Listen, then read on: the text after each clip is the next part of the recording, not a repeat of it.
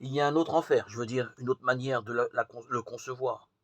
Et c'est celui que nous présente Shakespeare dans la tragédie de Lady Macbeth. Quand Lady Macbeth se dégonfle, quand elle voit que ses crimes sont des secrets de Polichinelle, quand elle sent que tout le monde la méprise, que personne ne croit à sa royauté, quand elle-même ne peut plus y croire, qu'elle s'effondre, quand le monde extérieur lui échappe et qu'elle n'arrive pas à découvrir le monde intérieur.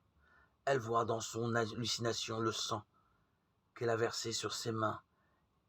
Elle ne le voit pas sur sa conscience, elle le voit sur ses mains.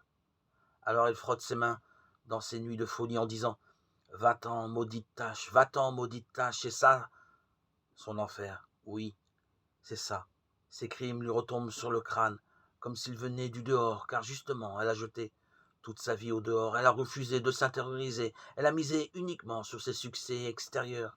Elle est prisonnière maintenant de ce choix, et font que ses actes enchaînés par une puissance qui l'écrase lui reviennent et lui tombent dessus en vertu d'une malédiction portée par quelqu'un d'autre. Mais justement, c'est parce qu'elle est devenue étrangère, extérieure à elle-même, qu'elle a ce sentiment que sa conduite la prend dans un étau établi par une puissance qui l'a maudite.